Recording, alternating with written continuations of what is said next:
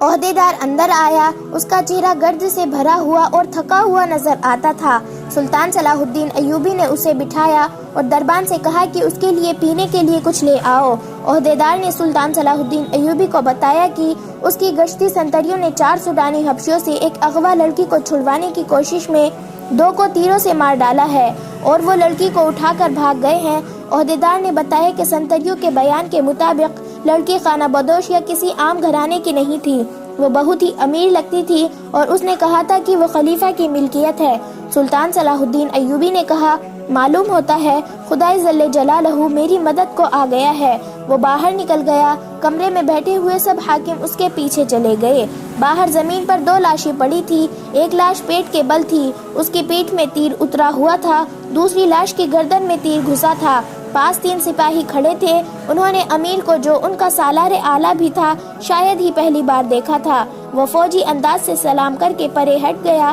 سلطان صلاح الدین ایوبی نے ان کے سلام کا صرف جواب ہی نہیں دیا بلکہ ان سے ہاتھ ملایا اور کہا، یہ شکار کہاں سے مار لائے ہو مومنو؟ اس سنتری نے، جس نے چٹان سے تیر چلا کر 2 آدمیوں کو مارا تھا، اس نے سلطان صلاح الدین ایوبی کو سارا واقعہ پوری تفصیل سے سنا دیا۔ سلطان صلاح الدین ایوبی نے اپنے مشیروں سے پوچھا، کیا وہ ممکن ہو سکتا ہے کہ وہ لڑکی خلیفہ کی ہی داشتہ ہو؟ علی بن سفیان نے کہا، معلوم یہی ہوتا ہے، ان کے خنجر دیکھیے۔ اس نے 2 خنجر سلطان صلاح الدین ایوبی کو دکھائے گئے۔ جس وقت سپاہی واقعہ سنا رہا تھا، علی بن سفیان نے لاشوں کی تلاشی لے رہا تھا۔ انہوں نے سوڈان کا قبائل لباس پہن رکھا تھا، کپڑوں کے اندر ان کے کمر بند تھے، جن کے ساتھ ایک ایک خنجر تھا۔ یہ خلیفہ کے حفاظتی دستے کے خاص ساخت کے خنجر تھے، ان کے داستانوں پر قصر خلافت کی مہر لگی تھی۔ علی بن سفیان نے کہا، اگر انہوں نے یہ خنجر چوری نہیں کیے تو یہ دونوں قصر خلافت کے حفاظتی دستے کے سپاہی ہے۔ یہ کہا جا سکتا ہے کہ لڑکی وہی ہے جو خلیفہ کے حرم سے اغوا ہوئی ہے اور اغوا کرنے والا خلیفہ کے محافظ میں سے ہے۔ سلطان صلاح الدین ایوبی نے کہا، لاشیں اٹھاؤ اور خلیفہ کے پاس لے چلو۔ علی بن سفیان نے کہا، پہلے یقین کر لیا جائے کہ یہ واقعی خلیفہ کے محافظ میں سے ہے، اور وہاں سے چلا گیا۔ زیادہ وقت نہیں گزرا تھا کہ علی بن سفیان کے ساتھ قصر خلافت کا ایک کمانڈر آ گیا۔ اسے دونوں لاشیں دکھائی گئی۔ اس نے فوراً پہچان لیا اور کہا، یہ دونوں محافظ دستے کے سپاہی ہیں، گزشتہ 3 روز سے چھٹی پر تھے، ان کی چھٹی 7 دن رہتی ہے۔ سلطان صلاح الدین ایوبی نے پوچھا، کوئی اور سپاہی بھی چھٹی پر ہے؟ 2 اور ہیں، کیا وہ ان کے ساتھ چھٹی پر گئے تھے؟ اکیلے گئے تھے، کمانڈر نے جواب دیا اور ایک ایسا انکشاف کیا جس نے سب کو چونکا دیا۔ اس نے کہا، یہ سوڈان کے ایسے قبیلے سے تعلق رکھتے ہیں جو خون خوری میں مشہور ہیں، ان میں فرعون کے وقت کی کچھ رسمیں چلی آ رہی ہے۔ یہ قبیلے ہر 3 سال بعد ایک جشن مناتے ہیں۔ یہ ایک میلہ ہوتا ہے جو 3 دن اور 3 راتیں رہتا ہے۔ دن ایسے مقرر کرتے ہیں، چوتھی رات چاند پورا ہو جاتا ہے۔ میلے میں وہ لوگ بھی جاتے ہیں جن کا اس قبیلے کے ساتھ کوئی تعلق نہیں ہوتا، وہ صرف عیاشی کے لیے جاتے ہیں۔ میلے میں لڑکیوں کی خرید و فروخت کے لیے باقاعدہ منڈی لگتی ہے۔ اس میلے سے 1 ماہ پہلے ہی ارد گرد بلکہ قاہرہ تک کے لوگ جن کی بیٹیاں جوان ہو گئی ہو، ہوشیار اور چوکس ہو جاتے ہیں۔ وہ لڑکیوں کو باہر نہیں جانے دیتے۔ ان دنوں خانہ بدوش بھی اس علاقے سے دور چلے جاتے ہیں۔ لڑکیاں اغوا ہوتی ہیں اور اس میلے میں فروخت ہو جاتی ہے۔ یہ چاروں سوڈانی اسی میلے کے لیے چھٹی پر گئے تھے۔ میلہ بعد شروع ہو رہا ہے۔ علی بن سفیان نے پوچھا، کیا ان کے متعلق یہ کہا جا سکتا ہے کہ خلیفہ کے حرم کی لڑکی انہوں نے اغوا کی ہوگی؟ کمانڈر نے جواب دیا، میں یقین سے نہیں کہہ سکتا۔ یہ کہہ سکتا ہوں کہ ان دنوں میں اس قبیلے کے لوگ جان کا خطرہ مول لے کر بھی لڑکیاں اغوا کرنے کی کوشش کرتے ہیں، اور یہ خوخار اتنے ہیں کہ اگر کسی لڑکی کے وارث میلے میں چلے جائے اور اپنی لڑکی لینے کی کوشش کرے تو انہیں قتل کر دیا جاتا ہے۔ لڑکیوں کے گہنوں میں مصر کے امیر، وزیر اور حاکم بھی ہوتے ہیں۔ میلے میں ایسے عارض قہبہ خانے بھی کھولے جاتے ہیں جہاں جوا، شراب اور عورت کے شیدائی دولت لٹاتے ہیں۔ اس جشن کی آخری رات بڑی پر اسرار ہوتی ہے۔ کسی خفیہ جگہ ایک نوجوان اور غیر معمولی طور پر حسین لڑکی کو قربان کیا جاتا ہے۔ یہ کسی کو بھی معلوم نہیں کہ لڑکی کو کہاں اور کس طرح قربان کیا جاتا ہے۔ یہ کام ان کا ایک مذہبی پیشے ور ہے جسے حبشی خدا بھی کہتے ہیں۔ اس کے ساتھ بہت تھوڑے سے خاص آدمی اور 4-5 لڑکیاں ہوتی ہے۔ لوگوں کو لڑکی کا کٹا ہوا سر اور خون دیا جاتا ہے، جسے دیکھ کر یہ قبیلہ پاگلوں کی طرح ناچتا اور شراب پیتا ہے۔ خلیفہ نے محافظ دستے کا ناک میں دم کر رکھا تھا۔ تمام تر محافظ دستہ دھوپ میں کھڑا تھا۔ سورج غروب ہونے میں کچھ دیر باقی تھی۔ اس دستے کو سہز کھڑا کیا گیا۔ کمانڈروں اور عہدیداروں کو کھانے کی اجازت نہیں دی گئی تھی، نہ پانی پینے کی۔ رجب بار بار آتا اور اعلان کرتا تھا کہ لڑکی محافظوں کی مدد کے بغیر اغوا نہیں کی جا سکتی تھی۔ جس کسی نے اغوا میں مدد دی ہے وہ سامنے آ جائے، ورنہ تمہیں یہی بھوکا اور پیاسا مار دیا جائے گا۔ اگر لڑکی خود باہر گئی ہوتی تو تم میں سے کسی نہ کسی نے ضرور دیکھی ہوتی۔ ان دھمکیوں کا کچھ اثر نہیں ہو رہا تھا۔ سب کہتے تھے وہ بے گناہ ہے۔ خلیفہ رجب کو ٹکنے نہیں دے رہا تھا۔ اس نے رجب سے کہا تھا، مجھے لڑکی کا افسوس نہیں، پریشانی یہ ہے کہ جو اتنے کڑے پہرے سے لڑکی کو اغوا کر سکتے ہیں وہ مجھے بھی قتل کر سکتے ہیں۔ مجھے یہ ثبوت چاہیے کہ لڑکی کو سلطان صلاح الدین ایوبی نے کیسے اغوا کرایا ہے۔ رجب نے ہی اغوا کا الزام سلطان صلاح الدین ایوبی کے سر تھوپا تھا، مگر خلیفہ اسے کہہ رہا تھا کہ ثبوت لاؤ۔ رجب ثبوت کہاں سے لاتا؟ اس کی جان پر بن گئی تھی۔ وہ ایک بار پھر محافظ دستے کے سامنے گیا۔ غصے سے وہ باولا ہوا جا رہا تھا۔ وہ کئی بار دی ہوئی دھمکی ایک بار پھر دینے لگا تھا کہ دروازے پر کھڑے سنتریوں نے دروازے کھول دیے اور اعلان کیا، امیر مصر تشریف لا رہے ہیں۔ بڑے دروازے میں سلطان صلاح الدین ایوبی کا گھوڑا داخل ہوا۔ اس کے آگے 2 محافظ سوار کے گھوڑے تھے، 8 سوار پیچھے تھے، ایک دائیں اور ایک بائیں تھا۔ ان کے پیچھے سلطان صلاح الدین ایوبی کے حاکم اور مشیر تھے، ان میں علی بن سفیان بھی تھا۔ رجب نے خلیفہ کو اطلاع بھیج دی کہ سلطان صلاح الدین ایوبی آیا ہے۔ سب نے دیکھا کہ سلطان صلاح الدین ایوبی کے اس جلوس کے پیچھے 4 پہیوں والی ایک گاڑی تھی، جس کے آگے 2 گھوڑے جڑے ہوئے تھے۔ گاڑی پر 2 لاشیں تھی، ایک سیدھی دوسری آڑی۔ تیر ابھی تک لاشوں میں اترے ہوئے تھے۔ ان لاشوں کے ساتھ وہ 3 شتر سوار جنہوں نے ان حبشیوں کو مارا تھا۔ خلیفہ باہر آ گیا۔ سلطان صلاح الدین ایوبی اور اس کے تمام سوار گھوڑے سے اترے۔ سلطان صلاح الدین ایوبی نے اسی احترام سے خلیفہ کو سلام کیا جس احترام کا وہ حقدار تھا، جھک کر اس سے مصافحہ کیا اور اس کا ہاتھ چوما۔ سلطان صلاح الدین ایوبی نے کہا، مجھے آپ کا پیغام مل گیا تھا کہ میں آپ کے حرم کی لڑکی واپس کروں۔ میں آپ کے 2 محافظوں کی لاشیں لایا ہوں۔ یہ لاشیں مجھے بے گناہ ثابت کریں گی، اور میں حضور کی خدمت اقدس میں یہ گزارش کرنا ضروری سمجھتا ہوں کہ سلطان صلاح الدین ایوبی آپ کی فوج کا سپاہی نہیں ہے۔ جس خلافت کی آپ نمائندگی کر رہے ہیں وہ اس کا بھیجا ہوا ہے۔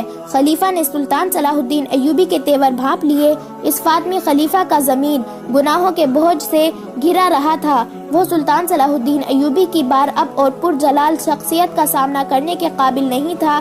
اس نے سلطان صلاح الدین ایوبی کے کندھوں پر ہاتھ رکھ کر کہا، میں تمہیں اپنے بیٹوں سے زیادہ محبوب سمجھتا ہوں۔ سلطان صلاح الدین ایوبی اندر آؤ۔ سلطان صلاح الدین ایوبی نے کہا، میری حیثیت ابھی مظلم کی ہے، مجھے ابھی صفائی پیش کرنی ہے کہ میں اغوا کا مظلم نہیں ہوں۔ خدائے جل جلالہ نے میری مدد فرمائی ہے اور 2 لاشیں بھیجی ہے۔ یہ لاشیں بولیں گی نہیں، ان کی خاموشی اور ان میں اترے ہوئے تیر گواہی دیں گے کہ سلطان صلاح الدین ایوبی اس جرم کا مجرم نہیں ہے جو قصد خلافت میں سرزد ہوا ہے۔ میں جب تک اپنے آپ کو بے گناہ ثابت نہ کروں گا اندر نہیں جاؤں گا۔ وہ لاشوں کی طرف چل پڑا۔ خلیفہ کھنچا ہوا اس کے پیچھے پیچھے گیا۔ تھوڑی دور 400-450 نفری کا محافظ دستہ کھڑا تھا۔ سلطان صلاح الدین ایوبی نے لاشیں اٹھا کر اس دستے کے سامنے رکھ دی اور بلند آواز سے کہا، 8 سپاہی آگے آؤ اور لاشیں دیکھ کر بتاؤ کہ یہ کون ہے۔ پہلے کمانڈر اور عہدیدار آئے۔ انہوں نے لاشوں کو دیکھ کر ان کے نام بتائے اور کہا، یہ ہمارے دستے کے سپاہی تھے۔ ان کے بعد 8 سپاہی آئے۔ انہوں نے بھی لاشوں کو دیکھ کر کہا کہ یہ ان کے ساتھی تھے۔ 8 اور سپاہی آئے، پھر 8 اور آئے۔ اس طرح 8 سپاہی آتے رہے اور بتاتے رہے کہ یہ لاشیں ان کے فلاں ساتھیوں کی تھی۔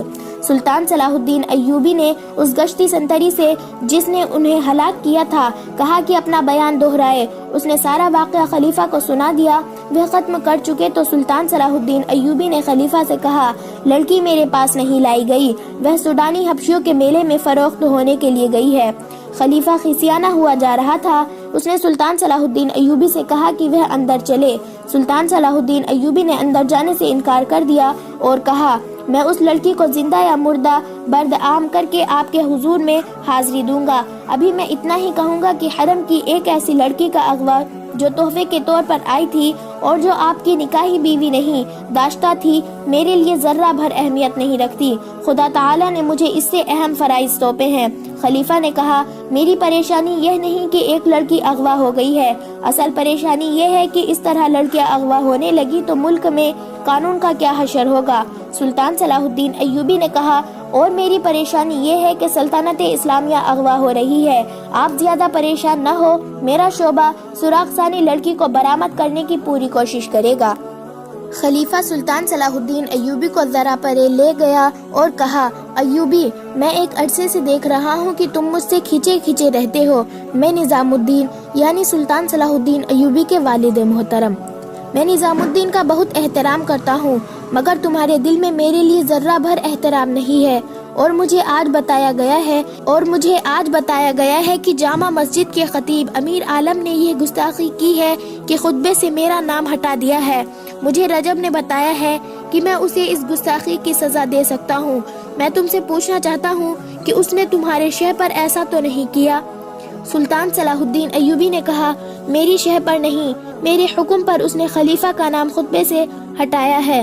صرف آپ کا نام نہیں بلکہ ہر اس خلیفہ کا نام خطبے سے ہٹا دیا گیا ہے جو آپ کے بعد آئے گا اور جو اس کے بعد آئے گا۔ خلیفہ نے پوچھا، کیا یہ حکم فاطمی خلافت کو کمزور کرنے کے لیے جاری کیا گیا ہے؟ مجھے شک ہے کہ یہاں عباسی خلافت لائی جا رہی ہے۔ سلطان صلاح الدین ایوبی نے کہا، حضور بہت بوڑھے ہو گئے ہیں، قرآن نے شراب کو اسی لیے حرام کہا ہے کہ اس سے دماغ معاف ہو جاتا ہے۔ سلطان صلاح الدین ایوبی نے ذرا سوچ کر کہا، میں نے فیصلہ کیا ہے کہ کل سے آپ کے محافظ دستے میں رد و بدل ہوگی اور رجب کو میں واپس لے کر آپ کو نیا کمانڈر دوں گا۔ خلیفہ نے کہا، لیکن میں رجب کو یہاں رکھنا چاہتا ہوں۔ سلطان صلاح الدین ایوبی نے کہا، میں حضور سے درخواست کرتا ہوں کہ فوجی معاملات میں دخل دینے کی کوشش نہ کرے، اور علی بن سفیان کی طرف متوجہ ہوا جو 5 حبشی محافظوں کو ساتھ لیے آ رہا تھا۔ علی بن سفیان نے کہا، یہ 5 اسی قبیلے سے تعلق رکھتے ہیں۔ میں نے اس دستے سے مخاطب ہو کر کہا کہ اس قبیلے کے کوئی آدمی یہاں ہو تو باہر آ جائے۔ یہ 5 صفوں سے باہر آ گئے۔ ان کے متعلق مجھے ان کے کمانڈر نے بتایا ہے کہ پرسوں سے چھٹی پر جا رہے ہیں۔ میں انہیں اپنے ساتھ لے جا رہا ہوں، لڑکی کے اغوا میں ان کا ہاتھ ہو سکتا ہے۔ سلطان صلاح الدین ایوبی نے رجب کو بلا کر کہا، کل یہاں دوسرا کمانڈر آ رہا ہے، آپ میرے پاس آ جائیں گے، میں آپ کو منجگوں کی کمان دینا چاہتا ہوں۔ رجب کے چہرے کا رنگ بدل گیا۔ ارارہ کو گھوڑے پر ڈالے ہوئے جب وہ 2 حبشی اتنی دور نکل گئے جہاں ان کے تعاقب کا خطرہ نہ رہا تو انہوں نے گھوڑے روک لیے۔ لڑکی ایک بار پھر آزاد ہونے کو تڑپنے لگی۔ حبشیوں نے اسے کہا کہ اس کا تڑپنا بیکار ہے، اب اگر اسے وہ آزاد بھی کرے تو وہ اسے ریگستان سے زندہ نہیں نکل سکے گی۔ انہوں نے یہ بھی کہا کہ وہ اس کے بے آبرو نہیں کرنا چاہتے، اگر ان کی نیت ایسی ہوتی تو وہ اس کے ساتھ وحشیوں جیسا سلوک کر چکے ہوتے۔ ارارہ حیران تھی کہ انہوں نے اسے چھیڑا تک نہیں تھا، انہیں تو جیسے احساس ہی نہیں تھا کہ اتنی دلکش لڑکی اس کے رحم و کرم پر ہے۔ ان میں سے ایک نے، جو مارا جا چکا تھا، مرنے سے پہلے اس کے سامنے گھٹنوں کے بل بیٹھ کر التجا کی تھی کہ وہ تڑپ کر اپنے آپ کو تکلیف میں نہ ڈالے۔ ارارہ نے ان سے پوچھا کہ اسے کہاں لے جایا جا رہا ہے تو اسے جواب دیا گیا کہ وہ اسے آسمان کے دیوتا کو ملکیت بنانے کے لیے لے جا رہے ہیں۔ انہوں نے لڑکی کی آنکھوں پر پٹی باندھ دی اور اٹھا کر گھوڑے پر بٹھا دیا۔ اس نے آزاد ہونے کی کوشش ترک کر دی۔ اس نے دیکھ لیا تھا کہ یہ کوشش بیکار ہے۔ گھوڑے چل پڑے اور ارارہ ایک حبشی کے آگے گھوڑے پر بیٹھی ہچکولے کھاتی رہی۔ ایک جگہ رک کر اس کے منہ میں پانی ڈالا گیا اور گھوڑے چل پڑے۔ بہت دیر بعد ارارہ نے یہ محسوس کیا کہ رات ہو گئی ہے۔ گھوڑے رک گئے۔ اس وقت تک اس نازک لڑکی کا جسم مسلسل گھڑ سواری سے ٹوٹ چکا تھا۔ دہشت سے اس کا دماغ بیکار ہو گیا تھا۔ اسے گھوڑے رکتے ہی اپنے ارد گرد 3-4 مردوں اور 3 عورتوں کی ملی جلی آواز سنائی دینے لگی۔ یہ زبان اس کی سمجھ سے بالا تھی۔ یہی حبشی راستے ہیں۔ اس کے ساتھ عربی زبان میں باتیں کرتے تھے۔ ان کا لہجہ عربی نہیں تھا، بھی اس کی آنکھوں سے پٹی نہیں کھولی گئی تھی۔ اس کی تو جیسے زبان بھی بند ہو گئی تھی۔ اسے کسی نے اٹھا کر کسی نرم چیز پر بٹھا دیا۔ یہ پالکی تھی۔ پالکی اوپر کو اٹھی اور اس کا ایک اور سفر شروع ہو گیا۔ اس کے ساتھ ہی دف کی ہلکی ہلکی گونجدار تھاپ سنائی دینے لگی اور عورتیں گانے لگی۔ اس گانے کے الفاظ وہ نہ سمجھ سکتی تھی۔ اس کی لے میں جادو کا اثر تھا۔ یہ اثر ایسا تھا جس نے ارارہ کے خوف میں اضافہ کر دیا، لیکن اس خوف میں ایسا تاثر بھی پیدا ہونے لگا جیسے اس پر نشہ یا خمار طاری ہو رہا ہو۔ رات کی خنقی خمار میں لذت سی پیدا کر رہی تھی۔ ارارہ نے یہ چاہتے ہوئے کہ وہ پالکی سے کود جائے اور بھاگ اٹھے اور یہ لوگ اسے جان سے مار دے، اس نے ایسی جرت نہ کی۔ وہ محسوس کر رہی تھی کہ وہ ان انسانوں کے قبضے میں نہیں بلکہ کوئی عورت کی طاقت ہے جس نے اس پر قابو پا لیا ہے اور وہ اب اپنی مرضی سے کوئی حرکت نہیں کر سکے گی۔ وہ محسوس کرنے لگی کہ پالکی بردار سیڑھیاں چڑھ رہی ہے۔ وہ چلتے گئے، کم و بیش 30 سیڑھیاں چڑھ کر وہ حملہ ور چلنے لگے اور چند قدم چل کر رک گئے۔ پالکی زمین پر رکھ دی گئی۔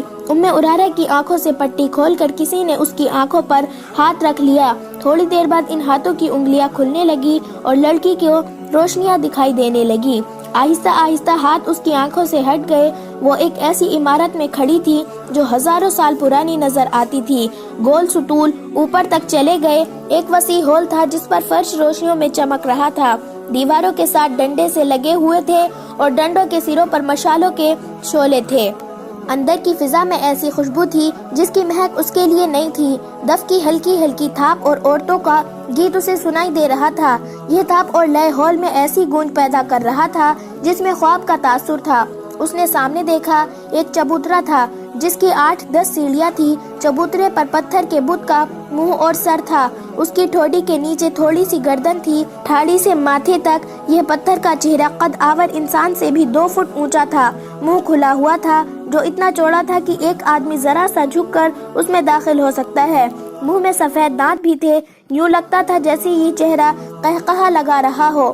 اس کے دونوں کانوں سے ڈنڈے نکلے ہوئے تھے جن کے باہر والے سروں پر مشعلیں جل رہی تھی۔ اچانک اس کی آنکھیں جو کم و بیش گز گز بھر چوڑی بھی چمکنے لگی، ان سے روشنی پھوٹنے لگی۔ عورتوں کے گیت کی لے بدل گئی۔ دف کی تھاپ میں جوش پیدا ہو گیا۔ پتھر کے منہ کے اندر روشنی ہو گئی۔ لمبے لمبے سفید چوغے پہنے ہوئے 2 آدمی جھک کر منہ سے باہر آئے۔ منہ کے آگے 3 سیڑھیاں تھی۔ ان آدمیوں کے رنگ سیاہ اور سروں پر پرندوں کے لمبے لمبے اور رنگ برنگے پر بندھے ہوئے تھے۔ منہ سے باہر آ کر ایک دائیں اور ایک بائیں طرف کھڑا ہو گیا۔ تھوڑی دیر بعد پتھر کے منہ سے ایک اور آدمی نمودار ہوا۔ وہ بھی جھک کر باہر آیا۔ وہ ذرا بوڑھا لگتا تھا۔ اس کا چہرہ سرخ رنگ کا تھا اور اس کے سر پر تاج تھا۔ ایک سانپ جو مصنوعی تھا اس کے دائیں کندھے پر کنڈلی مارے اور فن پھیلائے بیٹھا تھا اور ایک بائیں کندھے پر۔ دونوں سپاہیوں کے رنگ سیاہ تھے۔ ارارہ پر ایسا رعب طاری ہوا کہ وہ سن ہو کے کھڑی رہی۔ یہ آدمی جو اس قبیلے کا مذہبی پیشوا یا پروہت تھا، چبوترے کی سیڑھیاں اتر آیا۔ وہ آہستہ آہستہ ارارہ تک آیا اور دونوں گھٹنے فرش پر رکھ کر اس لڑکی کے دونوں ہاتھ اپنے ہاتھوں میں لے کر چومے۔ اس نے لڑکی سے عربی زبان میں کہا، تم ہو وہ خوش نصیب لڑکی جسے میرے دیوتا نے پسند کیا ہے۔ ہم تمہیں مبارکباد پیش کرتے ہیں۔ ارارہ بیدار ہو گئی۔ اس نے روتے ہوئے کہا، میں کسی دیوتا کو نہیں مانتی۔ اگر تم دیوتا کو مانتے ہو تو میں تمہیں انہی کا واسطہ دے کر کہتی ہوں کہ مجھے چھوڑ دو۔ مجھے یہاں کیوں لائے ہو؟ پروہت نے کہا، یہاں جو بھی آتی ہے یہی کہتی ہے، لیکن اس پر اس مقدس جگہ کا راز کھلتا ہے تو کہتی ہے کہ میں یہاں سے جانا نہیں چاہتی۔ میں جانتا ہوں تم مسلمانوں کے خلیفہ کی محبوبہ ہو، مگر جس نے تمہیں پیدا کیا ہے اس کے آگے دنیا کے خلیفہ اور آسمانوں کے فرشتے سجدے کرتے ہیں۔